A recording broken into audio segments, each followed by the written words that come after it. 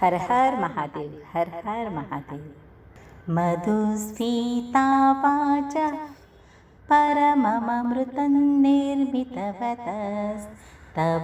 ब्रह्मन् किं वामपि सुरगुरो विस्मयपदं मम त्वेतां वाणीं गुणकथनपुण्येन भवतः पुनामीत्यर्थेऽस्मिन्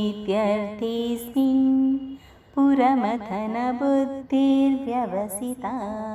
हे भगवान, मधु से सिक्त सी अत्यंत मधुर एवं परम उत्तम अमृत रूप वेद वाणी की रचना करने वाले देवादिदेव ब्रह्मदेव की वाणी भी क्या आपके गुणों को प्रकाशित कर आपको चमत्कृत कर सकती है? फिर भी हे त्रिपुरारी, मेरी बुद्धि आपके गुणानुवाद जनित पुण्य से अपनी इस वाणी को पवित्र करने के लिए आपके गुण कथन के द्वारा स्तुति के विषय में उद्यत है। हर हर महादेव, हर हर महादेव। शिव महापुराण कथा अध्याय 3। शौनक जी कहते हैं, महाभाग सूत जी, आप सर्वज्ञ हैं। महामते, आपकी कृपा प्रसाद से मैं बारंबार कृतार्थ हुआ। इस इतिहास को सुनकर मेरा मन अत्यंत आनंद में निमग्न हो रहा है।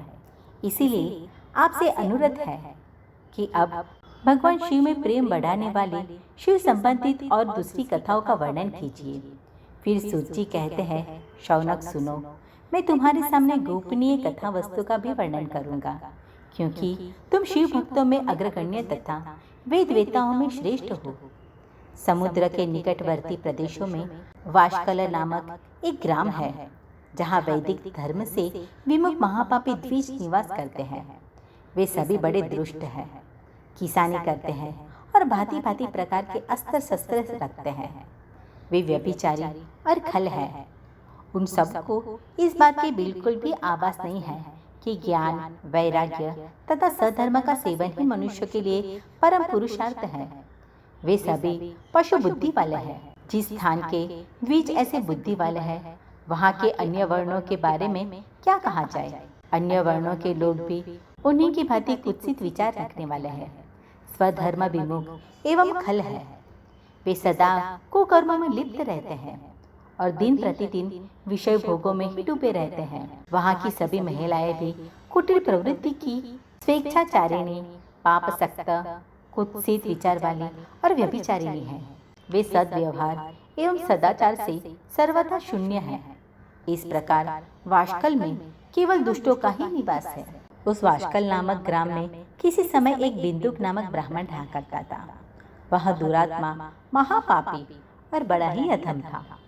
उसकी पत्नी बहुत ही सुंदर थी। पति के सुंदर होने पर भी वो कुमार्ग पर चल जाता। उसकी पत्नी का नाम था चंचुला। उसकी पत्नी सदा उत्तम धर्म के पालन में लगी रहती थी। वह दुष्ट ब्राह्मण उसे छोड़कर वैश्यागामी में लिप्त रहा करता था। इस तरह कुकर्म में लगे हुए उस बिंदुक के बहुत वर्ष व्यतीत हो गए। उसकी पत्नी चंचुला काम से पीड़ित होने पर भी स्वधर्म नाश के भय के क्लेश सहकर भी दीर्घ काल तक धर्म से भ्रष्ट नहीं हुई, परंतु कुछ समय के पश्चात अपने दुराचारी पति के दुराचरण से प्रभावित होकर आगे चलकर वो भी दुराचारिणी हो गई। इस प्रकार दुराचार में डूबे हुए उन मूढ़ चित्त वाले पति पत्नी का बहुत सा समय व्यर्थ बीत गया। तदनंतर शूद्र जातीय वैश्या का पति बना हुआ वह दूषित बुद्धि वाला दुष्ट ब्राह्मण बिंदुक समयानुसार मरकर नरक में जा पहुंचा। बहुत दिनों तक नरक के दुख का भोग करने के बाद वह मूढ़ बुद्धि पापी विंध्य पर्वत पर भयंकर पिशाच बन गया। इधर अपने दुराचारी पति बिंदु के मर जाने के पश्चात वह मूढ़ हृदय चंचुला बहुत समय तक अपने पुत्रों के साथ अपने घर में ही रही। एक दिन दैव योग से किसी पुण्य पर्व के आने पर चंचुला अपने भाई बंधुओं के साथ गोकर्ण प्रदेश में गई। तीर्थ यात्रियों के संग जाकर उसने भी उस समय जाकर किसी तीर्थ के जल में स्नान किया। फिर वह साधारणतया अपने बंधुजनों के साथ यत्र तत्र घूमने लगी। इस प्रकार घूमती घामती वह किसी देव मंदिर में पहुंच गई।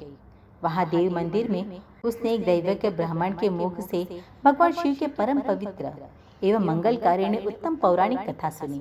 कथावाचक ब्राह्मण कह रहे थे कि जो स्त्री पुरुषों के साथ व्यभिचार करती है वो मरने के बाद यमलोक जाती है। तब यमराज के दूत उनकी योनि में तपे हुए लोहे का परित डालते हैं। ब्राह्मण के मुख से ये वैराग्य बढ़ाने वाली कथा सुनकर चंचला भय से व्याकुल होकर वहां पर कांपने लगी। कथा समाप्त हुई और सुनने वाले लोग सब बाहर चले गए। कुत्सित विषयों में संलग्न हुई हूँ और अपने धर्म से विमुख हो गई हूँ। हाय, इस घोर कष्टदायक दुर्गति में मुझे पड़ना पड़ेगा। और वहाँ कौन कौन बुद्धिमान पुरुष कुमार्ग में मन लगने वाली मुझ पापिनी का साथ देंगे।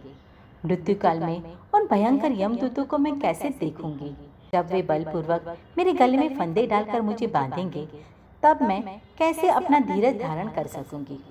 नरक में जब मेरे शरीर के टुकड़े टुकड़े किए जाएंगे, उस समय विशेष दुख देने वाली उस महायातना को वहां मैं कैसे सहन कर सकूंगी।